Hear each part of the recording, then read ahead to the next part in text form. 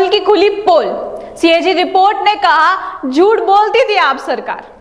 आप सरकार का स्वास्थ्य मॉड्यूल अब पूरी तरह से नाकाम साबित हो गया है और इस बार सीएजी रिपोर्ट ने इसकी सच्चाई को बेनकाब कर दिया है।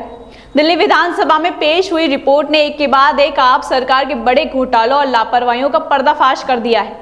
इस रिपोर्ट में केजरीवाल के काले चिट्ठों की पूरी लिस्ट है और इस लिस्ट में पहले नंबर पर है कोविड-19 के दौरान केंद्रीय सरकार से मिले 800 करोड़ रुपए में से सिर्फ 500 करोड़ रुपए ही खर्च किए गए, जबकि बाकी राशि बिना उपयोग के ही पड़ी रही।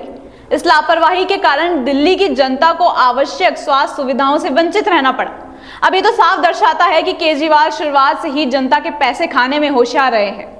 और अब इसके अलावा जो एक और मामला सामने आया है वो ये है कि स्वास्थ्य कर्मचारियों की भर्ती के लिए निर्धारित 52 करोड़ रुपए में से 30 करोड़ रुपए खर्च ही नहीं किए गए, जिसके परिणाम स्वरूप महामारी दौरान दिल्ली के अस्पतालों में बेड और कर्मचारियों की भारी कमी रही।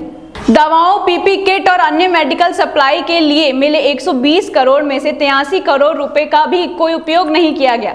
ये सब भ्रष्टाचार और आप सरकार की नाकामी को उजागर करता है।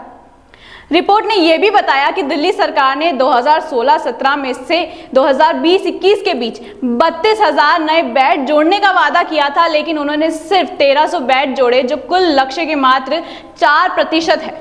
कई अस्पतालों में तो बेड की कमी इतनी अधिक थी कि मरीजों को एक ही बेड पर 2-2 करके रखा गया या फिर उन्हें फर्श पर ही इलाज करना पड़ा। ये सारे घोटाले या यूं कह लीजिए जनता से धोखा केजरीवाल ने इस कदर किया कि अब उनके अपराधों की लिस्ट और लंबी होती चली जा रही है। अब सवाल ही उठता है कि क्या आप सरकार का दावा केवल दिखावा था? दिल्ली सरकार की लापरवाही और फंड के दुरुपयोग ने दिल्ली वासियों की स्वास्थ्य सेवाओं को बुरी तरह प्रभावित किया है। इस खुलासे के बाद अब आप सरकार की पोल खुल चुकी है। इस पर आपकी क्या राय है? कमेंट करके जरूर बताएं और देखते रहिए राजस्थान वन।